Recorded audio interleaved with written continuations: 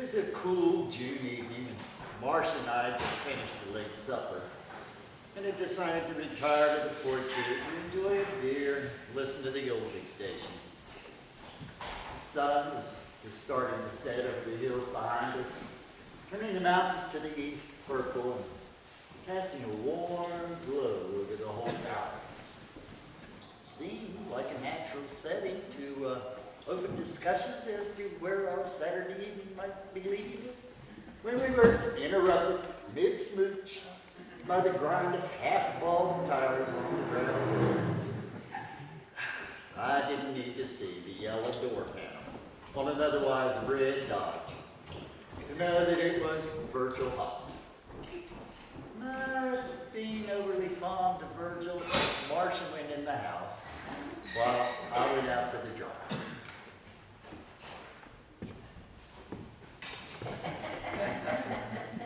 Virgil, what did you have to see? Oh, Virgil, you're smoking again. I thought you gave up those coffin nails months ago. Lord, Jeff, cancer's the least of my worries right now. I'm in trouble with something fierce. Oh, it can't be all that bad. Yes, it can. Yes, sir, it can. I got something I think you ought to see.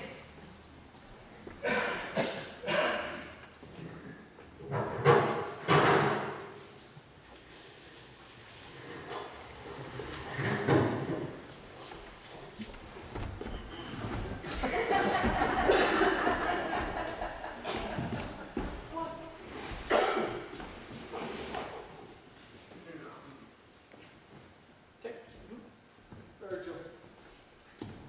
What?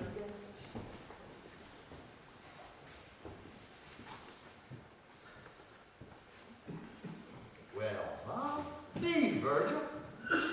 Looks like you've got yourself a dead Mothman here. No shit, Jeff, really? Because I thought maybe it was a cat. Well, yeah. No call for sarcasm, just calm down. Calm down. I got a dead Mothman on my hands, and you want me to calm down? This ain't some coach deer we're talking about here. This is an alien creature, or a pan-dimensional being at the very least. Getting excited is the only thing that makes any sense. So this is one of the things what caused all that trouble up at Point Pleasant. Don't know why they call it Mothman. It don't look like no ball fires. Looks more like a big, ugly, squashed bat. Smells like a rancid turnip truck, too. Where'd you find it? I didn't find it. I shot it. You shot it? Yeah, I thought it was a coyote. You thought that was a coyote? Remember last week when I told you I thought it was coyotes coming up around my house? Remember? Yep, Virgil. You always think something's sneaking around your property, stirring up your dogs. If it ain't coyotes, it's rabid groundhogs or African lions or somebody out to break in your shed and steal that antique blowtorch you got. Well, this time I was right. I did hear something creeping around my tool shed. So I grabbed my rifle and thought I could sneak up to the corner and surprise it. Well, when I whipped around the corner, it wasn't a coyote. It was this thing. It's all bent over and had its back to me. I think it was taking a shit. So you shot it? Well, I thought it might attack. While it's taking a shit? Calm down, Virgil. You ain't helping. All right. So you shot it. It's dead. Now what are you going to do with it? I'm getting the hell rid of it. That's what I'm doing with it. What for? The tabloids take big bucks for pictures of aliens and Bigfoots and whatnot. What do you think the National Enquirer would give you for the real life, well, the real dead McCoy? Don't you know anything, Jeff? I can't let nobody find out that I ain't seen that. I can't even let nobody get word of it. Nothing. Why not? Don't you know anything, Jeff? MIBs. MIB? The Men Inquirer. Them guys been listening to Rick Winston's UFO All-Night Again show, you just love hearing all those kooks and crazies spouting off about alien abductions and cattle mutilations and anal probes. It's nuts. It ain't nuts. No, wait a minute. If I remember correctly, that's the same radio show what said that the United Nations was run by vampire witch aliens out to take over the country and get rid of daylight savings time. Same show, right? Jeff, you just shut up and listen to me. This is important. Fine. Like I was trying to say, I was listening to Rick Winston's show, and he had this doctor guy on there. He was up in Oregon or Montana someplace, and he was out walking his dog in the woods, and they stumbled upon an alien. One of these, or was it the Flatwoods monster wearing a dress? Neither. It was one of those gray mothers with the big black eyes. Did it probe it? No, but put it up and killed his dog using mind powers or something. Naturally. Well, that kicked off the doctor guy, so he whacked the alien in the head with a stick. And he thought it was good and dead, so he took it home and put it in his deep freeze. But first, he took pictures of it. I seen them on Rick's website. See pictures. I'll bet he sold it for $1 million too. He didn't get the chance to. A couple of days later, some guys broke in and stole the alien right out of the deep freeze. That's when the threatening phone calls started, and guys in black suits driving big black cars trying to run him down. The whole bit. He had to leave town. Now he's on the run from the MIBs full time. He calls into Rick's show every few months with an update from a different and undisclosed location. The MIBs, huh? Hell yeah! And they ain't nice like the ones in the movies. They'll hunt you down if it ever hits Georgia. And if they decide to disappear you, nobody will ever know. They'll make it look like an accident. So, how do you feel? Lord, ever since, soon as I realized what I'd shot, I drug that sumbitch up to the truck and covered it up quick. They say just seeing one of these things is a harbinger of doom. So, how you feel? Damn, Jeff. I know you're adverse to reading anything but the Word of God, but you ain't even read the textbook about the Mothman? West Virginia, all your life. No. The Mothman prophecies? No. Saw the movie. Pretty darn weird, if you ask me. They never even showed you what the Mothman looked like. How are you going to have a good monster movie and not show the monster? Well, you can forget about all that weird stuff, because the real thing didn't happen that way. But that thing at the end where the Silver Bridge collapsed and all those people died? Yeah. Well, there you go. There's your horrible tragedy. Hardened by the Mothman. What is it now? Yeah, I mean, you gotta pay attention, Jeff. You gotta look at the big picture. People up in Point Pleasant, they've been seeing Mothman and UFOs and MIBs for all of 1967. And some of them have terrible dreams, even dreams about the bridge collapsing. And then when it did collapse, poof, no more Mothman. So what are you saying?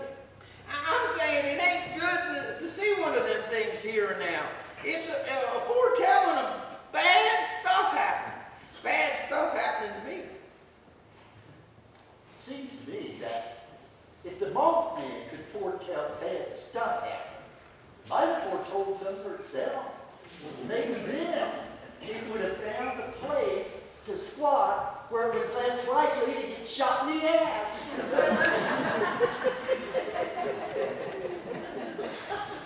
I don't know why I thought you'd be any help, Jeff. I don't even know why I even came out here in the first place. Well, me neither. If you're so all-fired to get rid of it, why didn't you just dump it off River Cliff like you do any other cards? And Jess, how do you know I dump carcasses off of Milton Cliff? Please. Everyone around here, up to and including the game warden, know you dump there. Especially if what you're dumping ain't in season. Exactly. Huh? Exactly, as in, there you go. Everybody knows that I dump off of Milton Cliff. If something odd gets dumped off there now, it will lead right back to me. No? Well, good point. So why don't you just dump it somewhere else then? Jeff, ain't you even seen the police shows? They can trace my bullet right back to me. Even if I dug it out, they can examine the microbes and the trajectories, and I'd be caught. No, this thing has got to be hid or destroyed for good. We're talking about a Mothman here. We're not talking about some old deep freeze that you can just roll in a holler and forget about. This thing has got to be... Big what? What?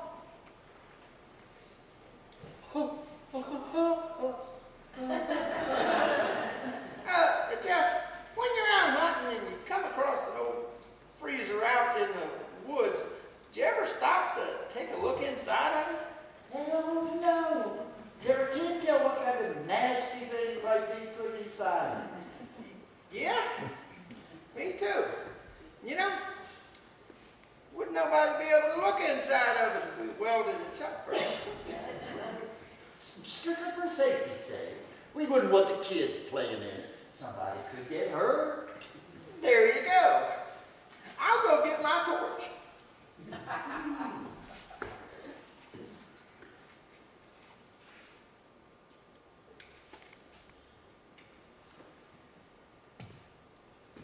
Virgil took his horrible creature home to get his blowtorch, while I went in to get Marcia the good news. Of course, I didn't mention the Mothman part. She wouldn't cotton to having such things up near the house, even if they were dead. But she was pretty glad that we were finally getting rid of that old freezer. A couple hours passed by, though, and Virgil still hadn't come back.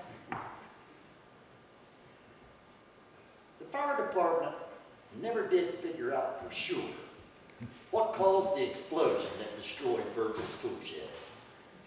Common notion was that Virgil had gone inside and lit up a Lucky Strike and cut a leak from the gas pumps that worked for his welding torch.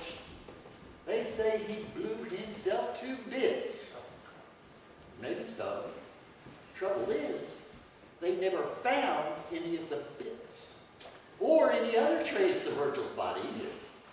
They never found any other bodies, especially ones with like big, ugly, squashed bats. Nevertheless, this didn't stop the coroner from declaring Virgil dead. His point was that nothing could have survived an explosion like that. My point was, they never found any of Virgil's truck either. But none of the official types around town seemed to want to hear anything about that. So, Virgil stayed dead. I still sit on the porch on summer evenings, but not without thinking of Virgil Hawks. Most days, I choose to imagine that Virgil had a change of heart on his way home that night. Maybe he felt bad about getting me involved in something that he thought was so dangerous. Maybe he blew up his shed to fake his death and slipped away into the night. Maybe he's still out there somewhere, moving from state to state or country to country, living by his wits full time, running from the MIBs full time. I like to think so. I keep hoping that someday Virgil might call in to update the listeners as to his location somewhere distant and undisclosed. I've even been known to tune in Rick Winston's UFO all night once in a while. But I keep hoping. So far, Virgil never has called in.